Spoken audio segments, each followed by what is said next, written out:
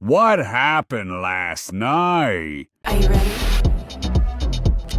All right, it's late today, but still, let's discuss last night. I'm going to try and keep this brief. Any thoughts on where to begin? Let's get into the Spurs and the T-Wolves. This is kind of like the reverse Harden take. I know it's everywhere, but how do you not start with Victor Wembanyama? Pouring in 39 and adding 15 rebounds, he became the second youngest Spur to record a 30-point double-double in the playoffs, being bested only by Tim Duncan, Hall of Fame company.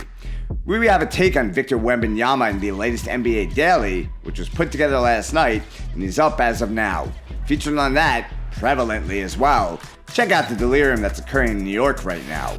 The Spurs are just so good, as I could discuss a litany of other players, but I'll leave it at the Spurs won 115 to 108.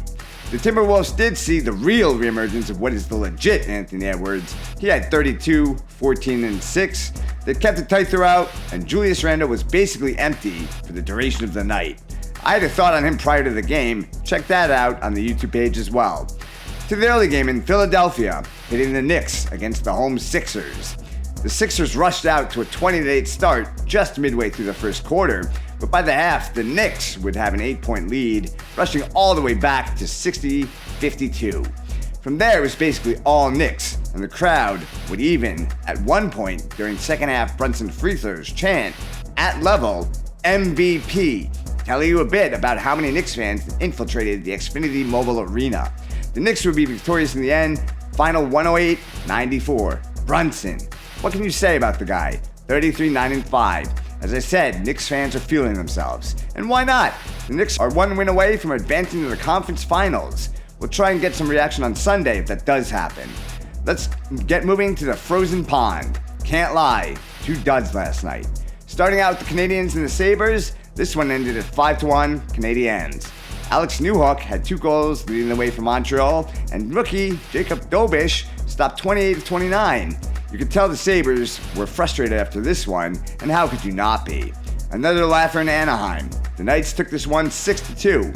You gotta look at Mitch Marner, not just in this one, where he did superhuman work, netting a hat trick and adding an assist. But really, Marner's been the man for the Knights in each of their last 3 victories in the playoffs, going back to the Utah series. In these victories, he's notched 9 points and a +9 ±. All right, there's so much more which can be said about last night, but let's just say that's what happened last night.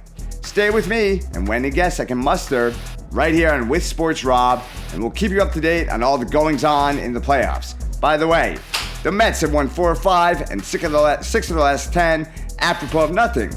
And that is quite literal. These Mets are nothing. But we'll have some live podcasts coming in the pipeline over the summer.